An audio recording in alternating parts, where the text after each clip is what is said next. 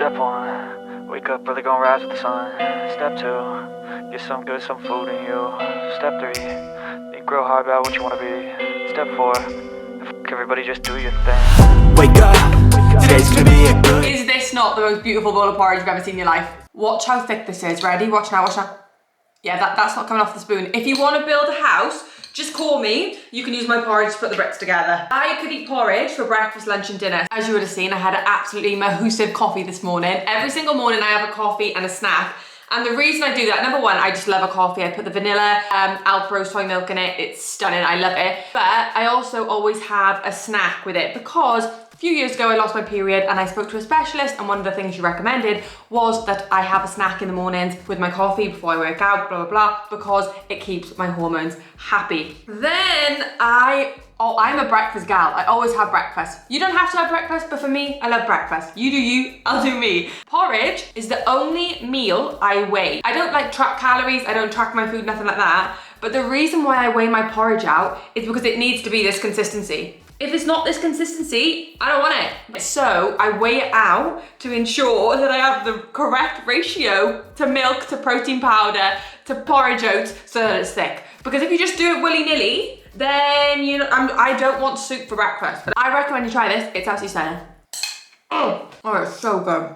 The last video I filmed was a what I eat in a day at university. So I thought I'd do a what I eat in a day at home. I'm only in university 2 days a week, so the rest of the time I'm in the house. In these what I eat in a day videos, there will be no talk of calories, there will be no talk of good or bad food, because I don't believe there is any good or bad food. Obviously, we are all different individuals, we are all different people. And as these videos go on, I wanna just make them as helpful as possible. And not just show you what I'm eating, explain why I'm eating it. Like I said, with the coffee and the snack and my hormones and blah, blah, blah, blah, blah.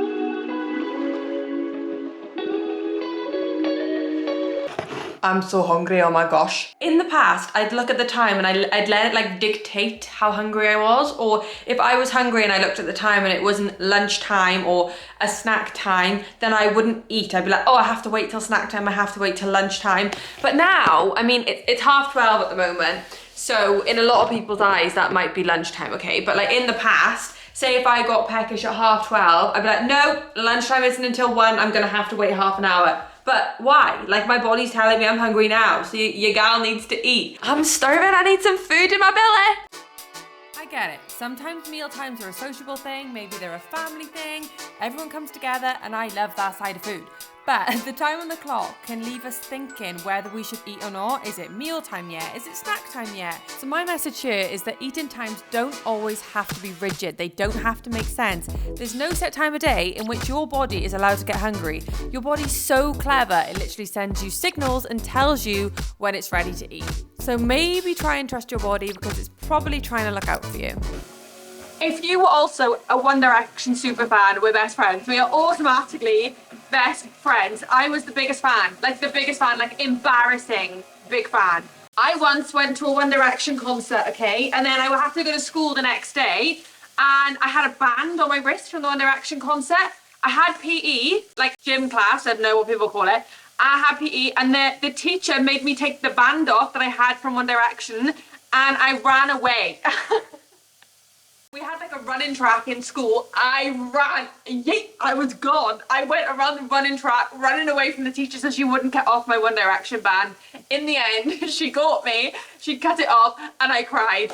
And all my friends made fun of me, and whenever it's brought up, they still make fun of me.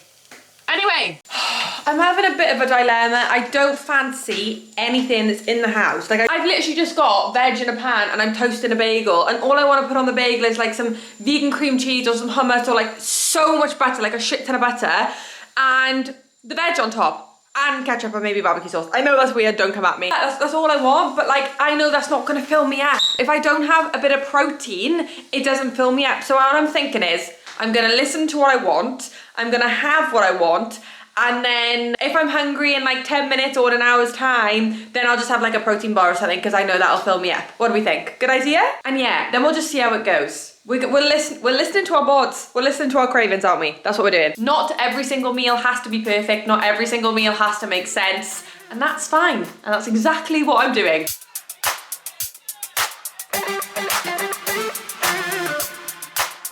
After my lunch, I said I was gonna have a protein bar. haven't got any in the house, so I just had my favourite snacks instead. And then I did a bit of work, went on a walk, and now I'm back and I'm hungry again. So I'm having some of these. I'm obsessed. They're stunning. They're just Ryvita thins, rosemary and sea salt. I mean, oh, they're just so good. They're so tasty that when you get a really big, like, salty bit, listen.